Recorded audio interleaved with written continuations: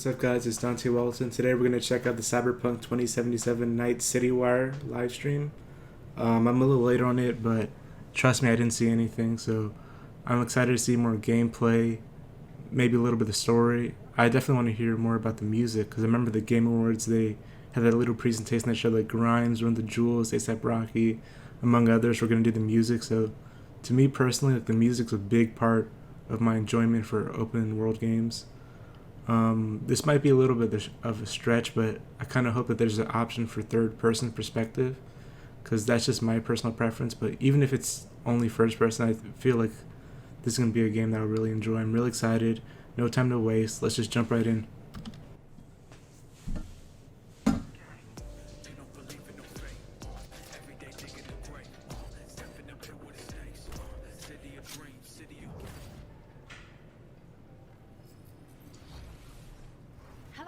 Welcome to this, the very first episode of Night Citywire. Okay, so I guess I didn't realize this will be a multi-episode series, so that's cool. For today's episode, we'll be starting with a brand new trailer. One of our developers will be joining us to help unpack everything you're going to see. We'll have some news, an announcement about a secret collaboration. Alright, I'm curious. Brain dance gameplay, and welcoming back our developers just to have a chat about everything you're going to see. But there is one more thing. Media all over the world have been getting hands-on with Cyberpunk 2077. I heard about that. When this episode finishes, you'll be able to go and check out exactly what they thought. So, let's get started. It is time to take a look at our brand new trailer, and after that, our lead quest designer, Pavel Sasko, will be joining us, because I've got a feeling you're going to have a few questions after watching this. So, let's take a look.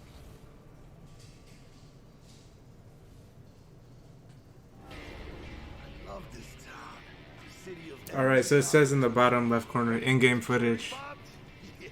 Alright. This game looks really good. Just visually, it looks beautiful. Not just any other city. Legends are born here. The Major Leagues. We're only here because Dex is pulling the strings. Doubt that puts us in the same league as them. But we are. They just don't know it yet. But if you got the cojones, and you know how to use them, you can do damn near anything. Unless you catch a bull. Even then, you go out with a bang, right? You know, you can make heaps more eddies as a motivational speaker. Yo, Mr. V, a pleasure. So what's the gig, Dex? You meant to come out in one piece? How about we go over the plan? There's this prototype tech, a biochip to be precise. Job's to grab it. Guessing it belongs to a corp. Oh, okay, so it looks like it might be a mix of first and third person. High risk, high reward. First rule of the afterlife. Ka-ting, baby. Goes without saying. Or maybe not. I don't know. Ideally, I think maybe we're looking at a different character, actually. Sounds simple enough. He's lit, assholes! Is it gonna be dangerous? Don't you worry, mi amor. We're bulletproof. Get your ass moving now! What the fuck just happened in there?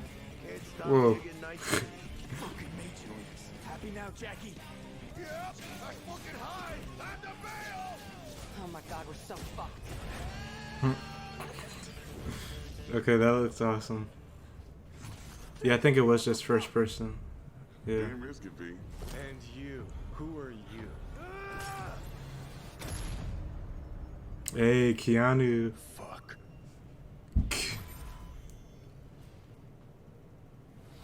So the trailer contains footage from the game's prologue only, but there was an awful lot in it. So, Pavel, why don't you try and help us unpack everything that we just saw?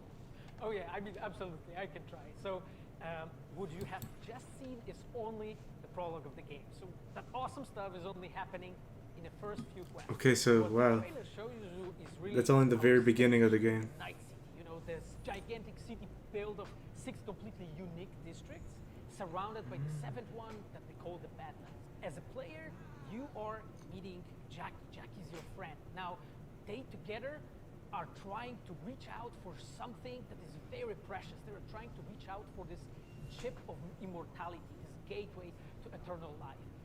Jackie introduces you to Fixer Dexter Deshawn. He's a very important person in the social ladder of Cyberpunk. He is able to provide the player with various jobs and contracts to be able to gather money, to be able to modify their Oh, bodies. so at least when you're driving, it's like a third-person to view, put their which is hands good. on the ship. But, 'Cause I really do you not can like expect, first-person driving everything goes at as all. planned, and, but to see it, you have to play the game. There are an awful lot of really cool things in this trailer, and there's a few that I would just love to talk about a little bit more for the people at home. So let's start with talking about a gang called the Mox. Now, we see a few flashes of them in this trailer. I personally think they're really cool and one of my favorites, but can you give us a little bit more information about them? Oh yes, so the Mox is one of the gangs that player is going to interact with throughout the game. The Mox is the gang that has been formed in 2076 after death of Elizabeth Borden. She was called Lizzie. Now, Lizzie she was Borden? owner Really? of a Okay. brothel and former sex worker, and she was protecting working guys and girls from harassment, from abuse, and the gang is really continuing her mission. And as a player, you are going to interact with that gang, meet multiple different NPCs, and craft your own relationship with them, and understand what they are all about. So earlier on, you did mention a 7th district, a place called the Badlands. Now, we saw a few shots of this in the trailer, but I'd love for you to give us a bit more detail about the district outside of the city walls.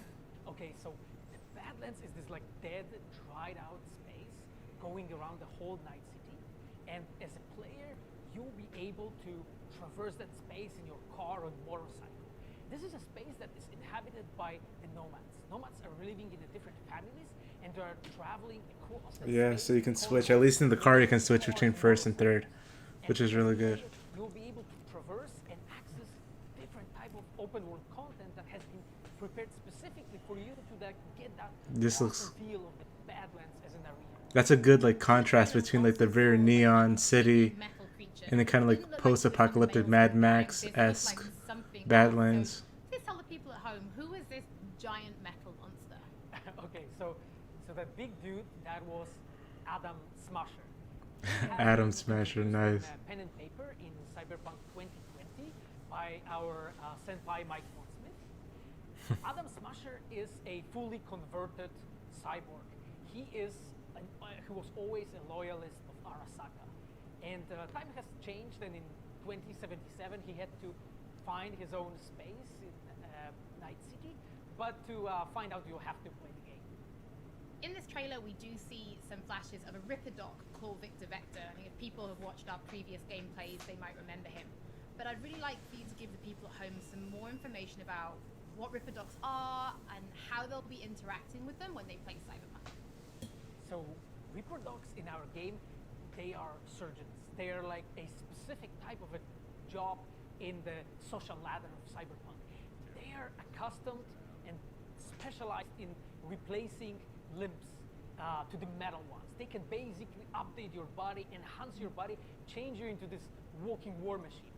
And as a player, you are going to meet different kind of Reaper dogs in the game, craft your own relationship with them. Some of them are like important characters for a story. Through that, you will invest eddies that you're gathering to turn your body into this tool that allows you to survive. So like body modifications to the max. Thank you so much for joining us. I know you'll be back later in the episode because you're going to be helping us to analyze the Braindance gameplay. But before that, we do have some news to share. Earlier in the year, we announced that if you pick up Cyberpunk 2077 on Xbox One, you'll be able to play it on Xbox Series X when the console launches. The same for PlayStation? It will be the same for PlayStation players as Yes, well. okay, If you pick up nice. Cyberpunk 2077 on PlayStation 4, you'll also be able to play it on PlayStation 5 when the console launches. That's very, And that's not all. that's an awesome It deal. will be a free upgrade for Xbox Series X and PlayStation 5, but we'll have more details on that soon. Tonight City. If only Rockstar would have gotten the same memo. I'm not gonna buy GTA 5 for the third time. There is just one more thing we want to announce. Something that we've been working on in secret for a while. We are very excited to announce our partnership with Studio Trigger and Netflix to release Cyberpunk Edgerunners, a standalone anime set in the Cyberpunk Oh, that's cool. we've been working on for some time now. Edgerunners is due to launch in 2022, but for some more information, let's go to the team in Tokyo.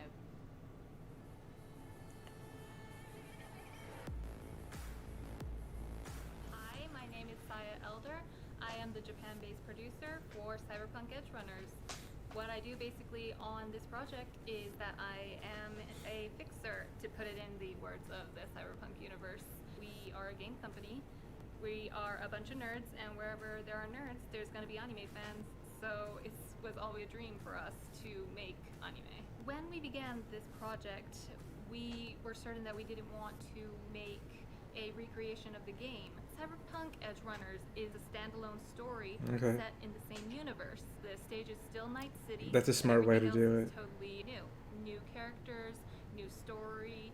I do like to think that it's going to be a great gateway for newcomers to come and check Cyberpunk game and also the Cyberpunk genre as a whole. Right now we're in Nakano, which is one of the biggest anime meccas of the world. I'm going to take you to Studio Trigger right now because we have the wonderful opportunity to talk to the dream team that will be bringing you this anime. こんにちは。トリガーの代表取締役の大塚です。監督の今石です。キャラクターデザインを担当する吉成です。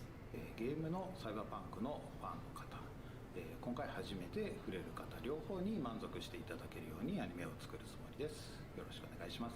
今回はそのサイバーパンクという僕らが10代の、一ファンにしか過ぎなかった頃に生まれたジャンル、そういうジャンルのものをまた、時代が乱心をして作れるというのが非常に楽しみです。トリガーも10年ということで監督に今石。What other anime has Trigger made? I'm curious. トリガー10周年にふさわしい作品にしていきたいと思います。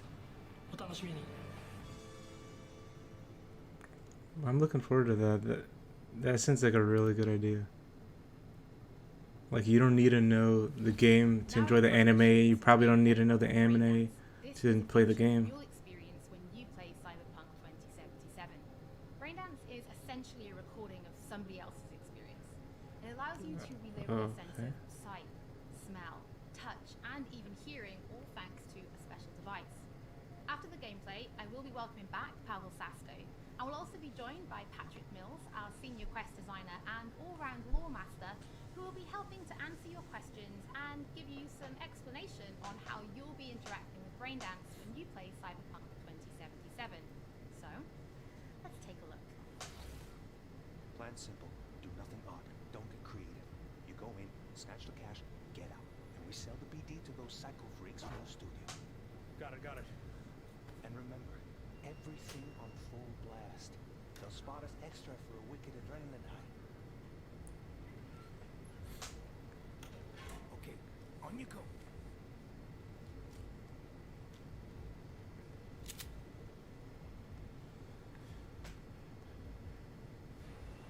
Down, everybody, on the ground. Want to see you kissing the flooring. This is really interesting. I don't think I've ever seen this in a game before.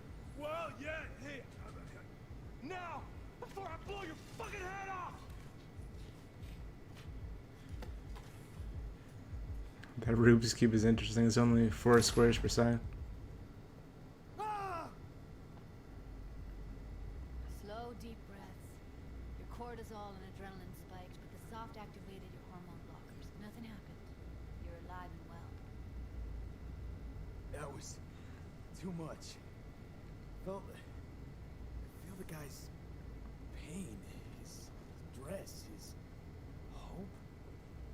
Hope wrapped up in something else. That whole Braindance feature alone would make like a great movie. Booster just before. You'll be fine. Got everything set up. Let's switch over to editing mode.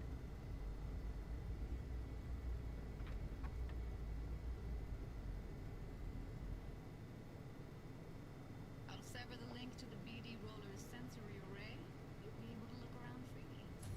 All seems yours. Full cam control and analysis mode, so move around, zoom in and out, Whoa. wherever else you come up. Think of it as your own sandbox. So analysis mode, you control playback, and even pause when you feel busy. I wonder like what effect this whole has on like the overall story or mission progression and whatnot. Nothing odd. Don't get creative. You go in, snatch the cash, get out. And we sell the BD to those psycho freaks from the studio. Got it. Dream as hell, right? Well, that's not all. You can speed things up or rewind, whatever you like. Give it a try. Rewind. Roll it back to the top. All good, neat. Now try fast forwarding a bit. Plan simple. Do nothing off the creek. You go in, snatch cash, get out. Okay. You can also reset the recording. That'll take you right back to the beginning. Try it. Now for some fun. This here's why you came in the first place. In analysis mode, you get to view and even scan details of the environment reported by the BD roller. Focus on the heat. The gun this gonk gets from his mouth at the beginning. Now scan it. Plan simple. Do nothing odd. Don't get creative. You go in, snatch the cash, get out. Okay, right here. Excellent. Let's move on. Now heads up. In analysis mode, you can ferret out background noise and conversations if the roller got close enough. This tech records everything, every little detail, even the sights and sounds the roller was never aware of. To see the sources of the recorded sensory signals, switch to the audio layer in the editor. Go ahead and try that now. Okay, good. Now you should see several sound signatures in the store. Choose one and hone in on This whole feature is way more complex than I thought it would be. Pack of 6, case of Brosif, and a couple of Zappers. Okay, we have a deal today on 2 flavors. Cuddy and serpent. Everybody! So, any thoughts? Unbelievable. Seriously, like what's happening right next to me. It's how BD recording implants work. They pick up everything, all the elements in the background. Then an editor tweaks it, makes them pop. Keep playing with the sound, explore it a bit. We'll move on when you get bored. What I see you kissing the flooring! Money! Never! Sometimes you can analyze extra layers in the raw. Stuff the roller's cyberware picked up. Like what? Ev's got Kuroshi optics that grab infrared, meaning you should be able to grab heat signatures from the recording. This is like a way more like advanced like version of the detective mode from like the Rocksteady Arkham games. Next thing, scroll forward to the part where our artist gets a lead injection. Or I will fucking drop you, I swear to God! Well, now! Fucking head off!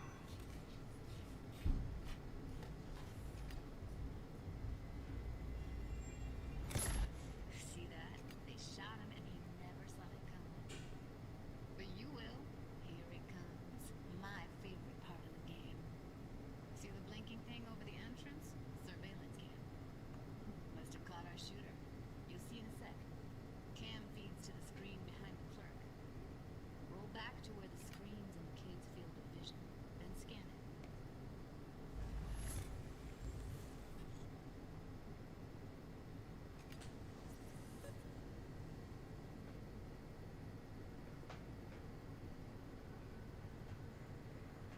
His own Jumba shot him.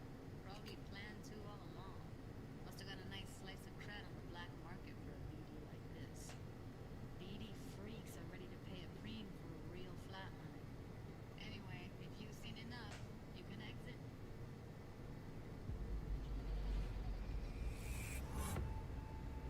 Whoa. Yeah, it's impressive, right? It's too bad most of the BDs we do here are only good for flogging the log.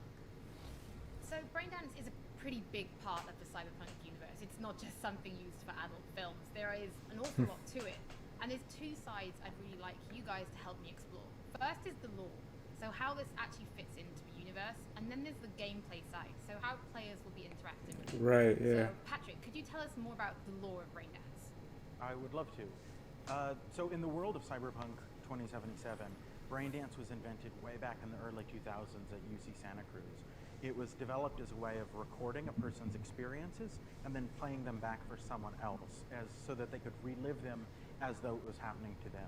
It was originally used for things like therapy and prisoner rehabilitation, but by 2077 it's become this global media industry, including things like movies, mass entertainment, things like that, video games, some interactive things, and of course adult fare as well.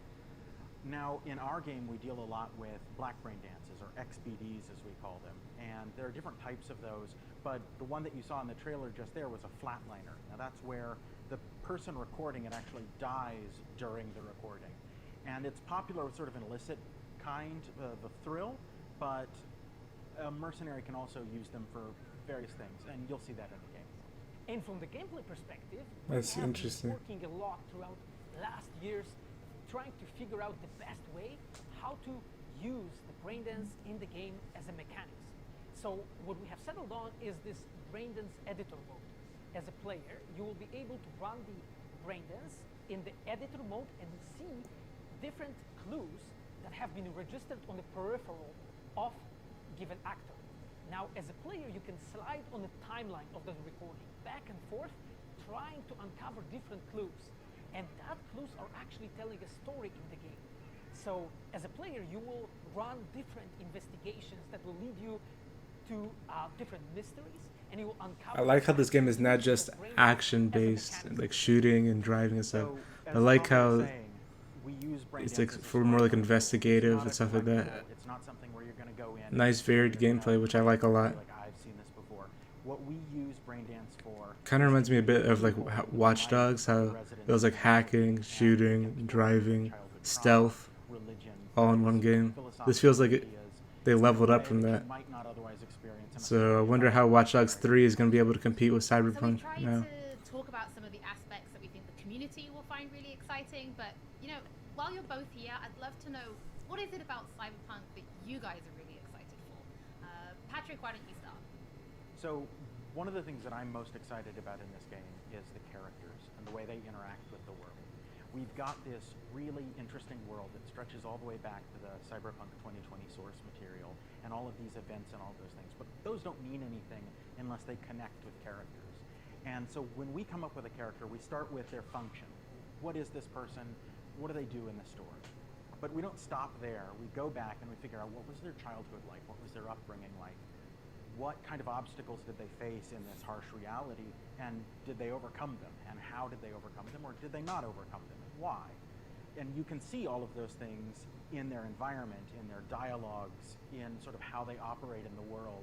And we come up with that for all of our characters. Now, you look at someone like Victor Vector, and you're going to see stories about his past in his environment and in his dialogue. You know, we come up with that stuff even if we don't use it in the game, because it helps inform us as to who these characters are. And for me, I would not be myself if I would not say that I'm the most excited about our quests. Like with our Witcher 3 team, with Patrick and like everybody that has stayed with us since the Witcher 3 time, we really have grown so much. We have learned so much, and we have used This looks so all that cool, man. experience to put them into the quest that we have made. And you will not find really a filler in this game. Like everything has a meaning. Like we put so much effort into making sure that everything is rewarding, is interesting, is talking about characters, as Patrick said, is talking about worlds, is talking about emotions, like touching the player in a really, like a real way. And I just can't wait to find out what you think. Pavel, I know you mentioned story and quests and writing quests, and when I was last in the studio, I had a look and I saw a notebook on your desk, and I would love for you to show everybody this notebook. Okay, well, yeah, you asked for it. So this is my notebook. It says Salsa Quest Designer. The reason is I've done salsa, and I'm a quest designer, so you know. So I started this notebook actually when we were really starting Cyberpunk. At the very beginning, I wrote like a first note, and it says pretty much something along the lines of that we were starting with a prototype. And then, you know, I kept on basically noting things that we've been working on for like next years. I remember once when our concept artists actually approached me, and they said that they want to take a look at my notebook. And I was like, what for actually? And they took some pictures, and they told me, yeah, well, you know, because we are looking for a reference material for notes of a psychopathic killer. So yeah, well, you may find maybe some of my notes in the game.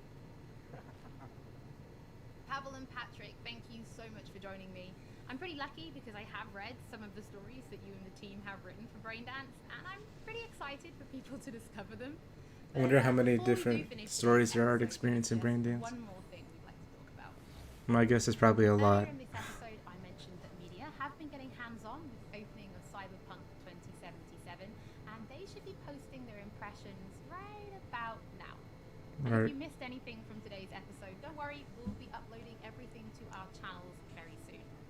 And finally, on behalf of everybody at CD Projekt Red, we just want to say thank you so much for joining us for this very first episode of Night City Wire. But don't worry, we'll be back with episode 2 in just a few weeks. So, Alright, I'm excited to see more of the game.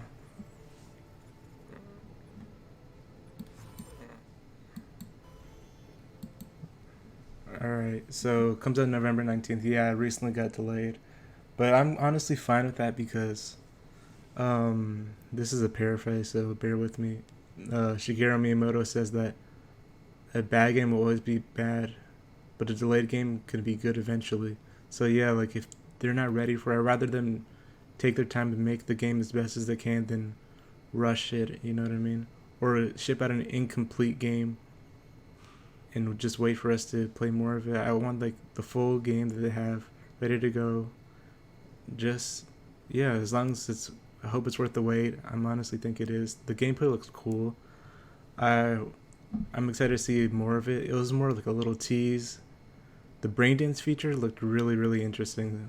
Like I said, kind of like a level up from detective mode from the Batman Arkham games, a level up from like sort of the hacking that you could see in the Watch Dogs games. Like I'm honestly a little bit scared for Ubisoft right now. Like how's Watch Dogs 3 supposed to compete with this, you know what I mean? But I'm excited for both games. Yeah, I'm excited for episode 2, the Night City Wire. Before, like I said, I didn't realize it was a multi-part series that they're doing, so look forward to that and more content for Cyberpunk 2077 later. Thank you guys. I'm Dante Walton. Bye.